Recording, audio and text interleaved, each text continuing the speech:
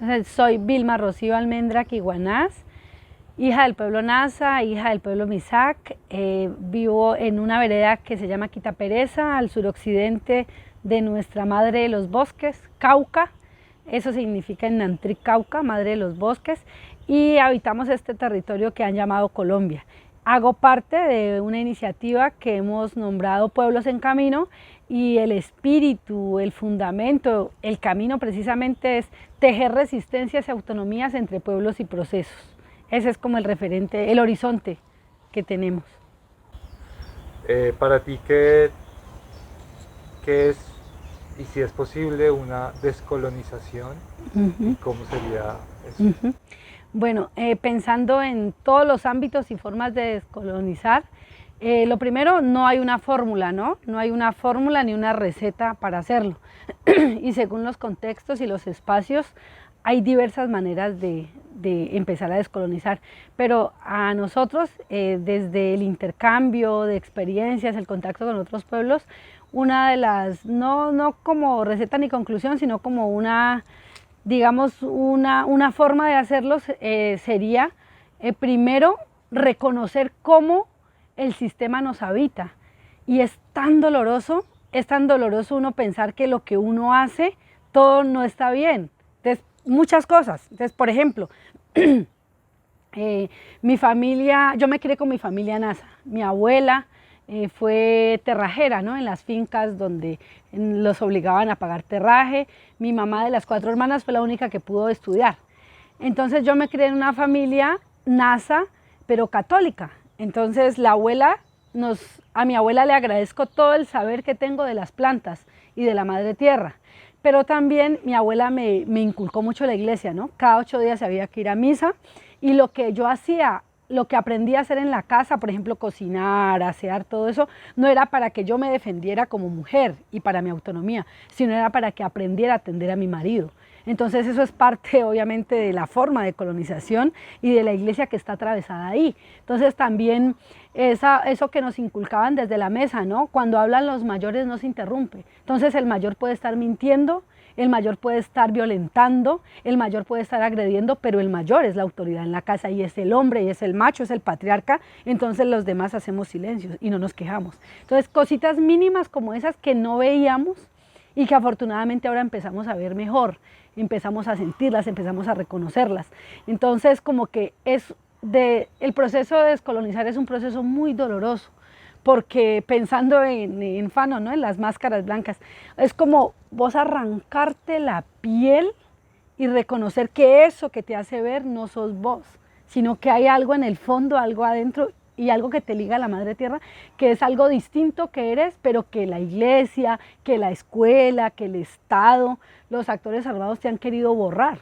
Como dice también el mayor Añú José Ángel Quintero Weir, es que el patriarcado, el Estado, este sistema de opresión, lo que ha querido hacer fundamentalmente es borrar la memoria de la madre tierra. Y la memoria de la madre tierra nos la borran, no solamente en la forma como nos relacionamos con ella, que ella es patriarcal también, sino en la forma de comer, en la forma de habitar, en la forma de organizarnos y en la forma de existir. Entonces, no es receta, pero digamos lo primero que haría yo, no como receta, es reconocer cómo nos habitan estas formas de dominación, y reconocerlas pasa por algo que nombrábamos aquí hace 20 años, gracias a Manuel desde el tejido de comunicación, pero que después lo asumimos más, digamos, en estos últimos años, conociendo la experiencia de las kurdas, la crítica y la autocrítica. O sea, si yo no camino la crítica y la autocrítica, pues no voy a cambiar nada, porque me conformo con el discurso dominante colonizador, es que somos perfectos, que todo está bien, que por ser mujer e indígena hago todo perfecto, o por ser del movimiento indígena ya estamos en la avanzada, somos la vanguardia, o porque, bueno, todas esas etiquetas, ¿no?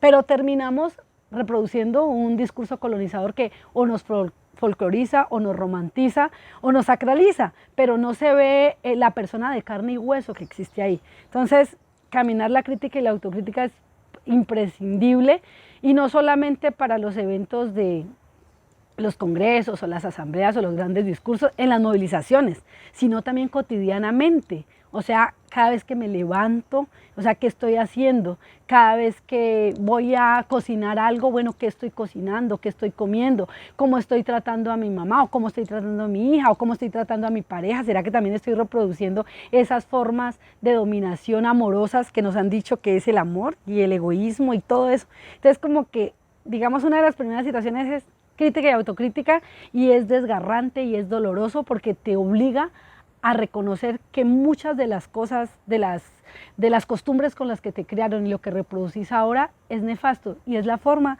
de reproducir el patriarcado y también el machismo, porque el machismo no es exclusivo de hombres. Nosotras, las mujeres, también somos profundamente machistas, porque estamos reproduciendo en la misma educación y en la casa esas figuras de cuál es el papel de la mujer y cuál es el papel del hombre. Entonces no vamos rompiendo. Entonces me parece que desde la cotidianidad, desde esto que llaman familia, que es una de las instituciones más patriarcales y estatales que existen, pero desde ahí cómo romper, desde la calle, cómo me relaciono con el que pasa, con el vecino, la vecina, con el vendedor, con la vendedora, cómo lo trato. ¿Cómo es mi relación? ¿Cómo muestro también mi forma colonial? A veces que pasa que a un artesano, una artesana en la calle, le pido rebaja, le digo que me dé más barato, pero voy a un almacén de cadena, voy a un supermercado y pago lo que sea.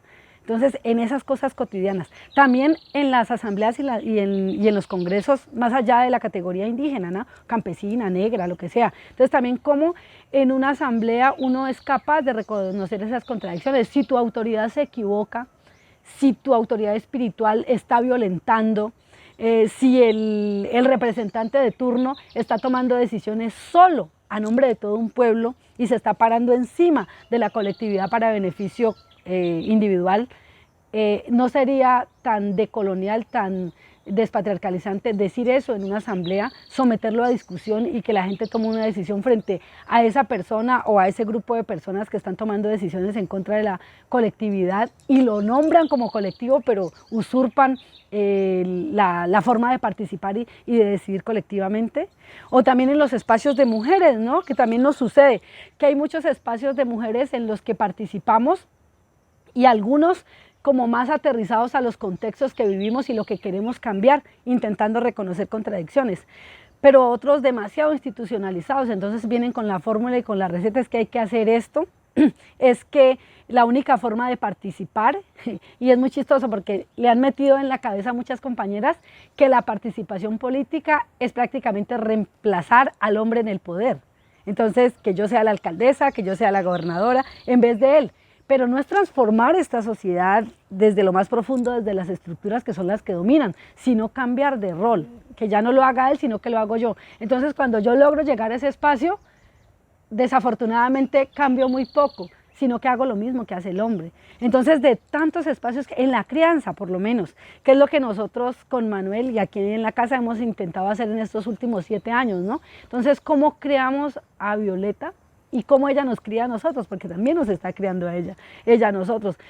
Cómo la creamos más cercana a la madre tierra, cómo la creamos más cercana a toda la espiritualidad que hay aquí, cómo la creamos más cercana a los movimientos y a las luchas que hay en este territorio, cómo la acercamos a niñas y niños de otras partes del mundo que están viviendo desplazamientos, extractivismos, migraciones obligatorias, o sea, cosas terribles, y cómo la acercamos a una vida distinta que no sea encerrarla en una burbuja y decirle que todo está perfecto y que ella es hermosa y divina, pero que no se dé cuenta de lo que está pasando y lo sienta. Entonces ese es un desafío concreto y cotidiano que tenemos.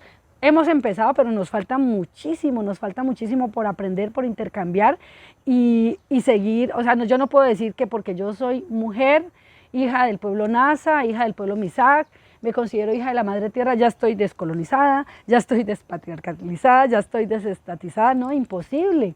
O sea, venimos de una memoria de un estado de más de 200 años, un patriarcado de 5.000 años. Y entonces me parece que es importante reconocer que somos producto de este sistema maldito de muerte, de destrucción, pero que también hay una memoria milenaria que nos han negado. Aquí cerca está el Chiribiquete, con una memoria de 19.000 años antes de Cristo, con una memoria de la tierra, con una memoria imaginaria, más de 70.000 imágenes rupestres que nos muestran la vida de hace miles de años. Entonces, no lo digo de manera romántica, de qué bonito sería vivir como hace 20.000 años, no se puede. no es posible, pero qué bonito sería retomar esa espiritualidad, esos principios y fundamentos que han garantizado nuestra existencia aquí y ahora. O sea, si todavía hay pueblos originarios aquí que hablan las lenguas originarias, yo desafortunadamente estoy colonizada en eso, no hablo ninguna de mis lenguas. Si todavía existen es porque ha habido un fundamento de vida que ha garantizado por lo menos una búsqueda de equilibrio y armonía con la madre tierra, por lo menos, y se conserva algo de eso a pesar de la guerra, a pesar del patriarcado, a pesar de las trampas del Estado y a pesar de que todas esas formas de dominación nos habitan, porque no solo nos mata el ejército, nos mata el Estado, en este momento nos estamos matando entre nosotros mismos en una guerra mafiosa que nos tiene sometidos aquí. Y como dice el librito de Cristina Bautista, es que la lucha indígena está mal herida. ¿Cómo vamos a hacer para reconocer esa herida, para sanarla colectivamente e intercambiar con otros pueblos? Entonces, descolonizar es profundamente doloroso y requiere no soberbia, sino sabiduría y humildad. Si vos sos capaz de reconocer esas formas de poder que te habitan, tus contradicciones, vos las puedes cambiar. Pero si vos crees que pues, el solo hecho de ser indígena o negro o campesino, ya tenés toda la vanguardia y ya sabes todo, pues simplemente no estamos ayudando a deshilar nada para tejer caminos nuevos en este contexto de guerra en el que nos van a seguir matando y lo que se viene va a ser peor. Y pensando más en Colombia específicamente, ¿por qué crees que podría ser interesante, o si crees que es interesante, hablar sobre colonización? Porque, como aterrizándolo un poco a esos territorios, ¿no? Y a esa ficción llamada Colombia. Exacto. Es súper interesante porque, bueno, y aquí nos remitimos a Yasna Aguilar también, ¿no? Que tuvimos el honor de conocerla y hemos escuchado mucho de la crítica tan profunda que ella hace el Estado, que nosotros acá ya la veníamos haciendo, pero ella súper organizada de investigación y todo eso. Entonces a nosotros nos gustó mucho algo que ella planteó cuando dice, es que el Estado es una cajita, son 200 cajitas en las que nos encierran y nos imponen una sola bandera, un solo idioma, un solo himno, y eso separa, ¿no? Sobre miles de culturas. Entonces, aquí, ¿por qué aquí es importante aquí ahora reconocer esto? Porque lo que ha hecho la escuela y la iglesia ha sido decirnos es que gracias a la colonización somos civilizados. Gracias a la colonización hablamos castellano y nos podemos entender. O sea que aquí, según ellos, aquí nadie se entendía porque habían no sé cuántas miles de distintos idiomas originarios. Entonces, que si hemos progresado, entre comillas, es porque gracias a la iglesia y a la escuela, que hay que profesionalizarse para poder ser alguien en la vida, o sea, irse a esclavizar a una fábrica, o ser obrero, obrera, pero la distancia total con la madre tierra es profunda, que nos la han inculcado. Y es importante hablar de colonización porque, desafortunadamente, estamos tan confundidos que creemos que eso ya pasó, que eso fue solamente cuando vino Cristóbal Colón, 1492, que se instauró, que la guerra de la independencia, que cuando ya logramos la independencia todo fue maravilloso y ya eso se acabó.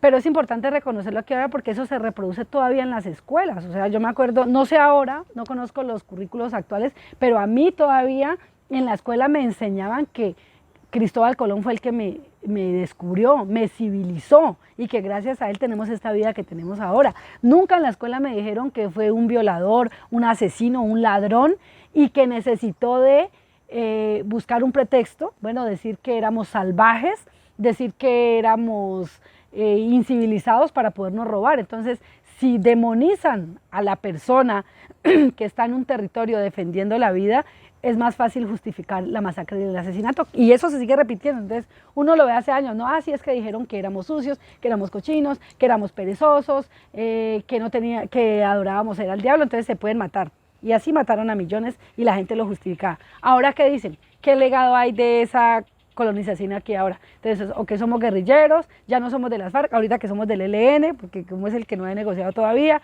o que somos vándalos en el paro, dijeron que éramos vándalos, que eran vándalas. Entonces, como que siempre se están inventando algo para justificar la desaparición, la masacre, la violencia, el asesinato. Y lo han hecho históricamente y aquí ahora lo siguen haciendo. ¿Y por qué es importante? Y yo creo que hay que reconocerle a quienes pusieron otra vez en el discurso, en el debate, la colonización, y fue mi pueblo Mizá. Y fue justamente el 15 de septiembre del 2020. cuando nadie se esperaba, ni siquiera el movimiento indígena del CRIC, que tiene como más visibilidad, y bueno, más de 50 años de organización como CRIC, o sea, no se había tumbado ni una estatua, siquiera, bueno, se habían hecho muchas cosas, recuperaciones de tierra, minga, no sé qué, pero sale AISO y el 15 de septiembre tumban a nada más ni nada menos que a Sebastián de Belalcázar en Popayán. O sea, eso nadie se lo esperaba, no hubo medios anunciando lo que se iba a hacer, sino que fue una sorpresa. Entonces, para pues la gente que está tan colonizada, fue señalar que son criminales, que son vándalos, que no respetan la historia, o sea, cosas terribles. Pero para la gente que más poquita que estamos en ese camino de descolonizarnos cotidianamente, fue una lección impresionante de lucha, de vida, de organización. O sea, que tumben a ese asesino, a ese violador, en Popayán, que es un lugar, bueno, como casi todo este territorio conservador, racista, a pesar que todos los pueblos originarios son los que garantizan la comida allá, y lo que hay y lo que existe es por toda la esclavitud que ha habido, porque no se ha acabado. Entonces, es importante reconocer el papel fundamental que jugó AISO y que sigue jugando el pueblo Misak, porque no solamente fue allá, sino que también cuando reinicia el paro, el 28 de abril, creo, 28-29 de abril, a las 6:30 de la mañana, la noticia mundial fue la tumbada de Sebastián de Belalcázar en Cali, y luego a Jiménez de Quesada en Bogotá, bueno, Bacatá. Entonces me parece que es importante cómo ellos ponen otra vez en la agenda, no solo mediática, en contra de los movimientos, sino en la agenda de los pueblos. Reconocer, bueno, hasta dónde esas estatuas, esas figuras a las que nos obligan que las veneremos, han sido los principales destructores de todo lo que existía aquí. Entonces me parece que es fundamental que en todos los espacios tengamos esa capacidad de retomar memorias milenarias. O sea, ¿qué había antes del Estado? ¿Cómo vivíamos antes del Estado? ¿Cómo vivíamos antes de que la Iglesia estuviera? ¿Cómo vivíamos antes del patriarcado? Entonces, reitero, no para volver a vivir como hace años, porque es imposible, pero por lo menos retomar fundamentos y principios que nos garanticen, por lo menos aquí ahora, un mínimo de reciprocidad con la Madre Tierra, un mínimo de reciprocidad entre pueblos, un mínimo de reciprocidad para enfrentarnos a esta guerra, porque nos están matando y nos están haciendo matar. Y si nosotras y nosotros no descolonizamos día a día todos los ámbitos, pues simplemente vamos a seguir reproduciendo la guerra a nombre de defender, defender ni siquiera a la Madre Tierra, sino de defender un poder, o defender unos cultivos, o defender algo que es material, pero que no es la Madre Tierra. Entonces me parece que es vital hablar de descolonización aquí ahora en todos los espacios, porque no se ha ido. Antes sentimos que se ha consolidado la conquista a través de otros medios, políticas,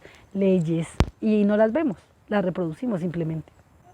Bueno, y retomando lo que decía hace rato, que a veces uno puede ser que se rinde o claudique frente a los procesos de descolonización, porque son muy dolorosos, y a veces podemos pensar que son imposibles. Pues ya llevo 50 años viviendo así, yo ya aprendí que en la casa el patriarca es el papá y la mamá es la de hacer el oficio.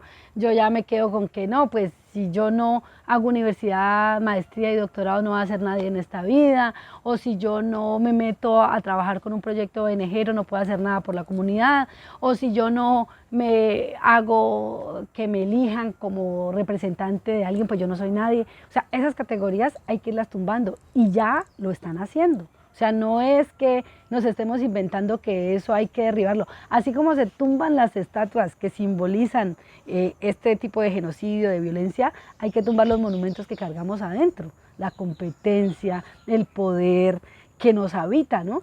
Entonces, nosotros nos hemos inspirado pues en mucha gente, pero particularmente aquí nos atraviesan dos que son maravillosas y que hemos conocido de cerca, y pues unas es las y los zapatistas, que nos parecen lo que hacen en educación, en salud, lo que hacen desde los buenos gobiernos frente a los malos gobiernos es impresionante. La forma de vivir, la forma de ser, la forma de sentir, la forma de recuperar lo que se les ha arrebatado es impresionante. Y todo esto está atravesado, aunque no lo nombren así, pero pues uno lo ve con principios y haceres totalmente contra el patriarcado, contra el Estado y contra las formas de dominación. Entonces nos parece que de la autonomía zapatista tenemos muchísimo que aprender. Por ejemplo, bueno, la primera vez que estuve allá en territorio zapatista fue como en el 2013, creo. Entonces, pues yo formada acá políticamente en las asambleas y no sé qué. En el primer intercambio, pues yo hablaba mucho de la autonomía. Y cuando veo cómo percibo, converso con la autonomía que ellas y ellos caminan, que es totalmente distinta a la de acá, yo no volví a hablar de autonomía, porque ellos, por lo menos ellos, no le reciben nada al mal gobierno. O sea, obviamente acá hay una política distinta que es recuperar lo de los impuestos que nosotros mismos pagamos para reinvertirlos, pero desafortunadamente al recibir esos recursos, pues siempre es el Estado a través del gobierno que dice para qué se tienen que gastar, y aunque se da la pelea y se trata de dar la vuelta, nos institucionalizan, nos burocratizan de una manera impresionante, que nos alejan de los problemas reales y territoriales y nos volvemos expertos en informes y en reuniones de propaganda también y de reproducir este sistema, ¿no?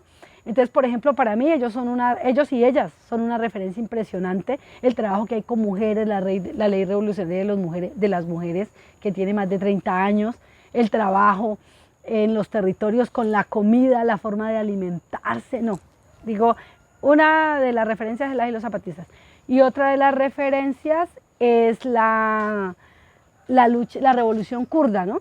Las compañeras desde Rojava, como nos muestran como todo lo que están haciendo y lo que ellas han nombrado como una crítica radical al sistema patriarcal. Entonces, esa forma en que ellas y ellos cotidianamente caminan la autocrítica, ¿no? Entonces, por ejemplo, un ejemplo que nos da una compañera, por ejemplo, en las asambleas de discusión, allá se hace hasta, no como por decirlo castigo, sino llamados de atención hasta por los chistes machistas. Entonces, si alguien hace un chiste machista, pues ya se le hace su llamado de atención. Y acá, hasta yo misma hago los chistes machistas y me río y no sé qué, y me burlo. Entonces, se empieza por cosas pequeñitas. Entonces, como las mujeres allá, pues se han autoorganizado. A ellas les molesta mucho que se hable solamente de la lucha armada, porque las fotos en la mayoría son mujeres bellísimas con fusiles, ¿no? Con armas. Entonces ellas dicen, sí, a nosotros nos tocó armarnos para defendernos frente a una guerra donde te cortan la cabeza, te violan y encima que te violan te matan porque rompiste el honor de una familia. Entonces nos tocó armarnos para defendernos. Pero aquí el 90% de nuestra lucha es la autonomía. Entonces la relación ecológica, que ellos le llaman, para nosotros sería la madre tierra, la relación ecológica con todo lo que existe ahí, los animales, las plantas, el confederalismo democrático, que traduciéndolo acá sería el gobierno propio, ¿no? Las confederaciones de donde se autogobiernan y lo que nos hace mucha falta acá, que apenas como que se empieza, pero desafortunadamente está muy institucionalizado y allá no, ¿no? La libertad de las mujeres, la lucha frente al patriarcado, frente al machismo. Ellas hablan de algo muy importante que me parece que vale la pena acá también retomarlo. Ellas hablan de una guerra externa y una guerra interna. La guerra externa, pues contra todas las formas de dominación, el ejército, el Estado, los nacionalismos, no sé qué, pero hablan de una guerra interna que también tienen que enfrentar, es la dominación de su padre, de su hermano, de su vecino, que eso a veces acá ni lo tocamos. Entonces me parece que es fundamental y que ya se está haciendo. La forma de descolonizar la vida misma va a depender de la capacidad de sabiduría y de humildad que tengas para entender que te estás equivocando y que lo que estás haciendo no está bien o no es suficiente para cambiar este sistema desde la tierra y con la tierra. Y en ese sentido, ¿cómo ves que la relación con la tierra y con los demás seres vivos, cómo hace parte de ese proceso de descolonización? Súper. Yo realmente antes no lo entendía muy bien. Yo creo que apenas lo empecé a entender en estos 5 años, 6 años van a ser que regresamos acá al Cauca. Habíamos estado en muchos lugares por diferentes motivos, sobre todo exilios y amenazas a mi compañero Manuel Rosenthal, pero ya regresamos aquí, ya van a ser 6 años. Entonces llegamos aquí, esta es la casa de mi mamá, es un terrenito que es casi 1 hectárea del tamaño y esto era puro potrero prácticamente para tener ganado. Y Manuel ha sido el que ha insistido, ¿no?, en cómo hacer para reconocer la memoria de la tierra y cómo hacer para entenderla y escucharla, ¿no? Entonces, lo primero que se hizo aquí fue volver a sembrar árboles nativos, sembrar lo básico para comer, entonces frijol, maíz, yuca, aquí hay más de 20 variedades de frutas, tener la hoja sagrada, la planta sagrada que es la mata de coca, bueno, empezar, entonces como que ahí se va entendiendo la reciprocidad. Si yo a la tierra la dejo de envenenar, la dejo de contaminar, la tierra me va a dar comida en abundancia y la tierra misma me va a decir cuándo, por ejemplo, los ciclos de cosecha, según la luna. Entonces me parece que hay una reciprocidad y también con los animalitos, porque, por ejemplo, aquí hay muchas cosas que hemos sembrado nosotros, pero hay muchos árboles que nunca se sembraron. Entonces fue un pajarito. Aquí los que siembran el ají son los pajaritos. Aquí han salido unos arbolitos de tomate de árbol que ninguno de nosotros los sembró, fueron los pajaritos. Entonces aquí, por ejemplo, en este árbol de almendros, aquí conviven carpinteros y loras. Todo el tiempo están las loras que se comen los cogollitos de las hojitas de los almendros. En las guaduas que hay por allá hay familias de carpinteros. Aquí en la mata de coca, las abejas están permanentemente y los azulejos y los colibríes. Aquí en este cultivo de maracuyá, pues hay abejorros, cucarrones, mariposas. Entonces, cuando nosotros llegamos, obviamente sí habían pajaritos y mariposas, pero al retomar, dejar crecer el monte, sembrar otras cosas, pues volvieron a aparecer los guatines, que ya no se aparecían por aquí, las loras tampoco habían vuelto, las perdices, hay otros, ahorita por ejemplo en estas fechas hay una cantidad de pájaros que no sabemos ni cómo se llaman y una cantidad de mariposas que no veíamos antes. Entonces, si nosotras y nosotros sabemos escuchar a la madre tierra, sentirla, pues la cuidamos. Y si la cuidamos, pues no solamente se va a reproducir la comida, el oxígeno, la vida, sino que también van a volver animalitos. Y esos animalitos también nos van a alimentar a nosotros. Entonces es un ciclo natural, como que la madre tierra es un tejido de territorios que están ahí, vivos, visibles, sensibles, pero nos han acostumbrado a que hay que envenenarla y hay que decirle que tiene que dar un solo producto para venderlo en el mercado y tener dinero y comprar la comida. En cambio, si nosotros entendemos esos flujos de vida que tiene la madre tierra y que nos permite la existencia, si los entendemos y los cuidamos, pues vamos a por lo menos intentar vivir en equilibrio y en armonía. Aquí llevamos 6 años, hemos intentado hacer muchas cosas, nos falta mucho, pero por lo menos el café que tomamos se cosecha aquí, se tuesta, el chocolate también, están las matas de cacao, se hace el chocolate. Por ejemplo, acá estamos recuperando una semilla de maíz morado y negro que por acá no se ve. Un vecino se la regaló a mi padrastro y la sembró y ya cosechó y ahorita tenemos para sembrar ahorita en septiembre. ¿Y qué hicimos con ese maicito negro? Entonces se ha hecho mazamorra, se ha hecho natilla, se han hecho envueltos, arepas, cancharina. Y como a Violeta le gusta mucho el maíz tostado, empezamos a tostar ese maíz y resulta que ese maíz se hace crispeta. No teníamos idea porque uno piensa que solo el maíz pira. Y entonces crispetas moradas, o sea, una cantidad de cosas que nos ha permitido también empezar a recuperar el trueque. Entonces con amigos cercanos, con colegios cercanos, si tenemos una cosecha, por ejemplo ahorita una cosecha grandota de aguacate, se mandaron a Satamaquigua, que es un territorio más frío, y ahora en la chiva recogemos lo que nos mandan, entonces papa, arveja, o acelga, repollo, y también animalitos. Ahí tenemos un cuy negro que intercambiamos por 2 mazorcas de maíz negro por un cuy negro que es el amigo de Violeta. Entonces como que si nosotros nos vamos descolonizando, podemos sentir la tierra. Si nosotros nos vamos descolonizando, podemos escucharla. Si nosotros nos vamos descolonizando, la podemos respetar. Si nosotros nos vamos descolonizando, la podemos defender y liberar. Y si la liberamos, nos liberamos nosotros también. Entonces es un camino largo, no es con fórmulas, sino es de tiempos como los currículos en las universidades, sino que es de aprender haciendo, de equivocarse muchas veces y de reconocer contradicciones que nos están matando y nos están ahogando.